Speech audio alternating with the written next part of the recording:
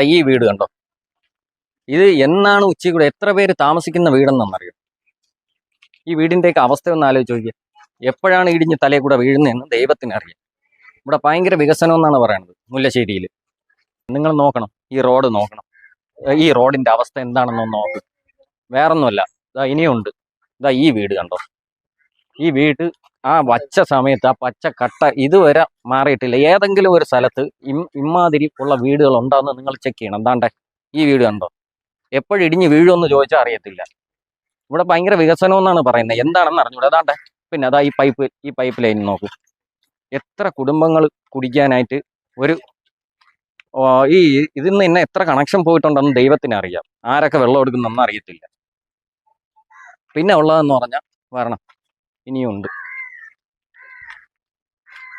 ആകെ ഉള്ളത് ഒരു പഞ്ചായത്ത് കിണറാണ്. കുടിവെള്ള പ്രശ്നം എന്ന് പറഞ്ഞാൽ ഇവിടെ ബുദ്ധിമുട്ട് തന്നെയാണ്. ഇതിനൊക്കെ പരിഹാരം ഉണ്ടാക്കാതെ ഇവിടെ എന്ത് വികസനം നടത്തിയെന്ന് ചോദിച്ചാൽ എനിക്കറിയത്തില്ല. നോക്കണം, എന്താണ്ട് ഒരു പഞ്ചായത്ത് കിണറാണ് ഉള്ളത്. ഇവിടെ ഉള്ള ഒട്ടുമിക്ക ദിവസവും തമ്മിൽ തല്ലാണ് വെള്ളത്തിന് വേണ്ടി. അതുകൊണ്ട് ഒരു വീട് അതാണ് കാണണം. ഇതുപോലത്തെ വീടുകൾ ഇപ്പം എവിടെയെങ്കിലുമൊക്കെ ഉണ്ടാന്ന് നോക്കണം. ഒരു പഞ്ചായത്തിൽ വരണം. ഇത് കണ്ടോ, ഈ വീടൊക്കെ വർഷങ്ങളായി. അതേ കണക്ക് തന്നെ അതാണ്ട പാവങ്ങൾക്കുള്ള വഴി. പിന്നെ അവിടെ ഒരു കെട്ടുണ്ടായിരുന്നു, അത് ഇടിഞ്ഞു പൊളിഞ്ഞ് കിടക്കാൻ തുടങ്ങിയിട്ട് വർഷങ്ങളായി.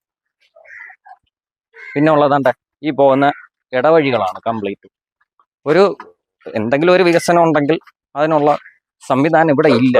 എന്താണ്ട കണ്ട ഓരോ വീടും ഇരിക്കുന്ന അവസ്ഥകൾ നോക്കി. ഇവിടെ എന്ത് വികസനമാണെന്നാണ് ഞാൻ നിങ്ങളടുത്ത് പറയേണ്ടത്. നോക്കണം, ഓരോ വീടുകൾ ടാർപ്പയും കെട്ടിയൊക്കെയാണ് കിടക്കുന്നത്.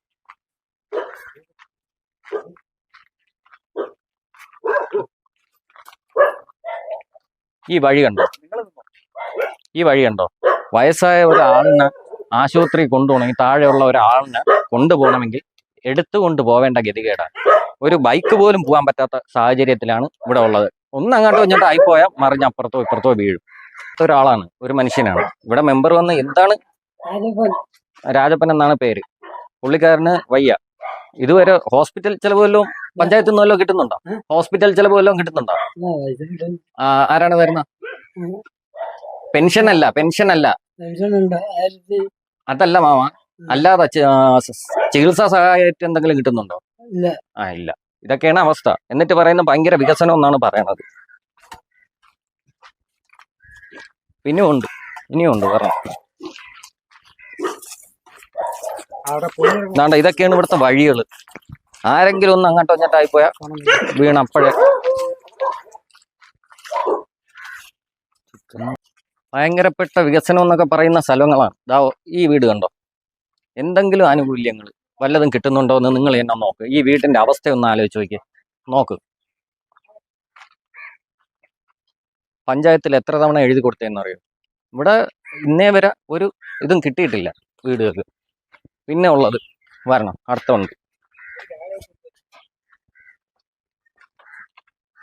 ഇത് എൻ്റെ മാത്രം അഭിപ്രായമല്ല, ഇവരോടൊക്കെ ചോദിച്ചാൽ പറഞ്ഞു തരും.